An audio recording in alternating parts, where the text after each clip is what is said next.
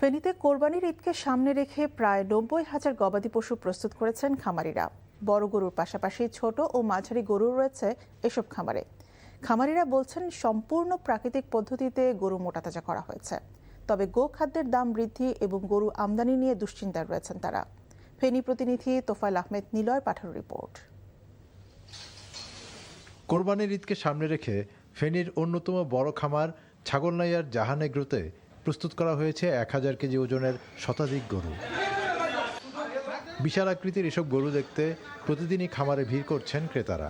তাদের সবার দৃষ্টি কেড়েছে কালো রঙের মকা গরুটি। খামার সংশ্লিষ্টরা জানান, প্রায় ২ বছর ধরে বিশেষ পরিচর্যা, পুষ্টিকর খাবার এবং চিকিৎসা সেবার মাধ্যমে গরুগুলোকে কোরবানির উপযোগী করে তোলা হয়েছে। তবে খামারিদের অভিযোগ, মাঠ পর্যায়ে প্রাণী সম্পদ কর্মকর্তাদের তেমন কোনো সহযোগিতা পাননি তারা। আর আমাদের মেন সমস্যা হলো আমাদের প্রাণী সম্পদ অধিদপ্তর থেকে আমরা কোনো সহযোগিতা কেউ কখনো পাই নাই। সার্বিক সকল কিছুরই দাম বেড়ে যাওয়াতে এখন গোখাদ্যের দামও অনেক বেশি। এখন তো দেখা যাচ্ছে আমাদের সাথে কাস্টমারের দামের অনেক পার্থক্য থেকেই যাচ্ছে। ক্রেতাদের চাহিদার কথা মাথায় রেখে বড় গরুর পাশাপাশি ছোট ও মাঝারি গরু প্রস্তুত করেছে ফুলগাজীর উত্তর খাজুরিয়ার মদিনা এগ্রো ফার্ম। তবে জ্বালানি ও গোখাদ্যের দাম বৃদ্ধির কারণে দামে কিছুটা পার্থক্য দেখা যাচ্ছে। তবুও সন্তুষ্ট ক্রেতারা। গরুর যে ব্যবস্থাপনা সব কিছু মোটামুটি ভালো লেগেছে। আশা করি মোটামুটি আরেকটা সুবিধা এখানে জানতে পারলাম, লাইভ ওয়েটের মাধ্যমে গরু ওনারা এখানে বিক্রি করবে। হাট বাজারও তো মোটামুটি গ্যাদারিং থাকে অনেক, আর এখানে ওদের পেজে গরুগুলা দেখছিলাম, সুন্দর লাগছে।